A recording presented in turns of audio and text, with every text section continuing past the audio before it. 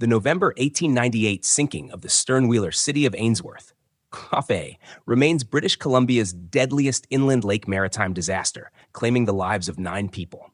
As a result, the wreck has long been of great interest to the Underwater Archaeology Society of British Columbia, UASBC.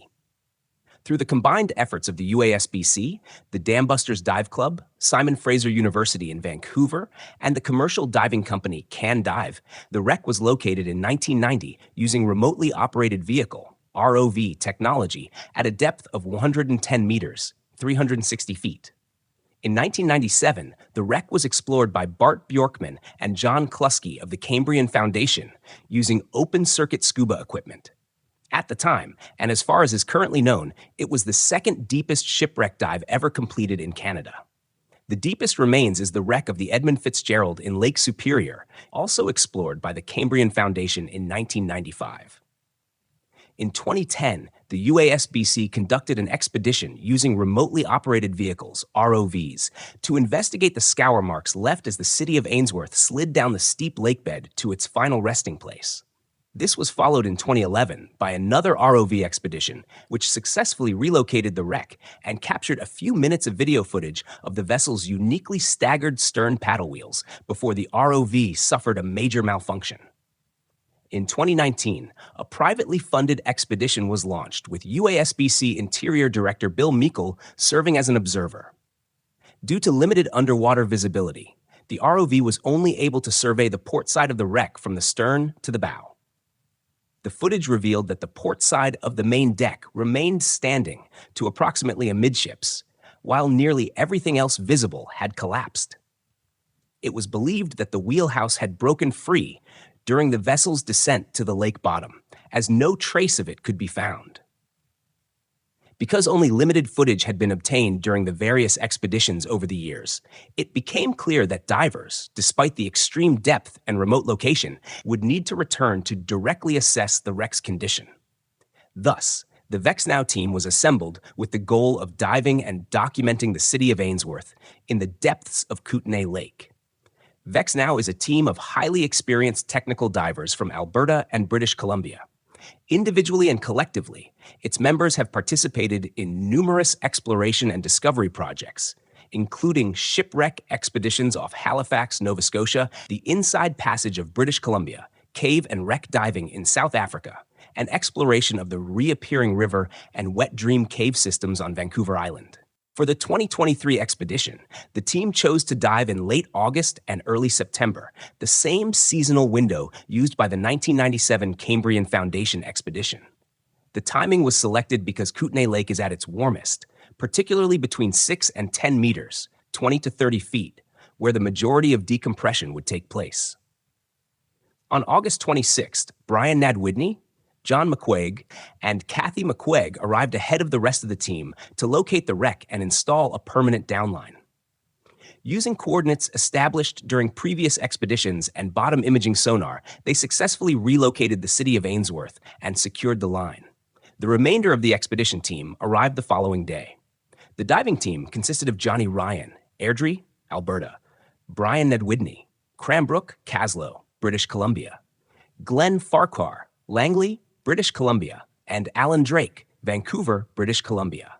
Surface support was provided by John McQuaig, Edmonton, Alberta, while Tarina Hancock, Edmonton, Alberta, served as the expedition's safety diver. Shore support was provided by Kathy McQuaig. The bottom divers used closed-circuit rebreathers with a 1070 Trimix diluent, 10% oxygen, 70% helium, and 20% nitrogen, allowing them to safely conduct exploration at the wreck's 110 meters, 360 feet depth. On August 28th, the dive boat departed for the wreck site. It had been decided in advance that only one dive team would enter the water each day. Team Irish, consisting of Johnny Ryan and Brian Nadwidny, was assigned the first dive. Upon arrival, the crew discovered that a pleasure boat had anchored to the buoys, marking the downline.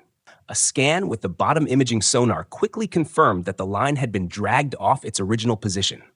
After resetting the downline, the divers descended. Reaching 110 meters, 360 feet, they found only silt and mud with no sign of the wreck. It was immediately apparent that the reset had missed its target. The only clue was a 6-inch iron pipe with a flange protruding from the lakebed, suggesting they were close to the wreck. After spending 10 minutes searching without success, the team began their ascent. Despite not locating the wreck, the dive lasted just over 2 hours. The following day, August 29th, another attempt was made. The downline was repositioned once again, and Team Left Coast, consisting of Glenn Farquhar and Alan Drake, descended to the wreck. About an hour later, support diver Tarina Hancock met the team during their 30 meters, 100 feet decompression stop. Using a dive slate, the divers confirmed they had successfully reached the city of Ainsworth.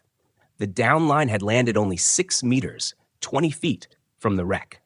For the first time in 26 years, divers had once again visited the city of Ainsworth.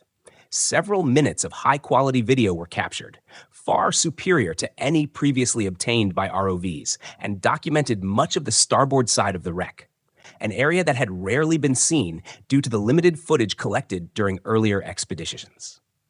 The following day, strong southerly winds swept up Kootenay Lake. Despite 2 attempts to reach the site, the team determined that the wave conditions were unsafe for diving, particularly with a planned 2.5-hour decompression schedule. No dives were conducted that day or the following day, as the winds continued to blow strongly from the south. By September 1st, the winds had finally subsided, and Team Irish was once again scheduled to dive. Conditions were ideal, and the downline had remained securely in place, allowing the divers to locate the wreck without difficulty. Both video and still photographs were captured during the dive. One of the most significant discoveries from the footage was that the ship's wheel and wheelhouse were still present on the wreck. Earlier assumptions that these structures had been torn away during the vessel's descent to the lakebed proved to be incorrect. The total dive time was 2 hours and 45 minutes. The only challenge compared to the previous dives was the thermocline. Before the storm, the transition from the near-freezing bottom water of 2 to 5 degrees centigrade, 36 to 41 degrees Fahrenheit, to the much warmer 16 degrees centigrade, 61 degrees Fahrenheit surface layer had been at approximately 21 meters, 70 feet. The storm had pushed the thermocline much shallower, forcing the divers to remain in the colder water until reaching the 10 meters, 30 feet decompression stop. On September 2nd, it was Team Left Coast's turn once again. The divers had no difficulty locating the wreck and continued documenting the site with additional video footage. Their total dive time was approximately 3 hours.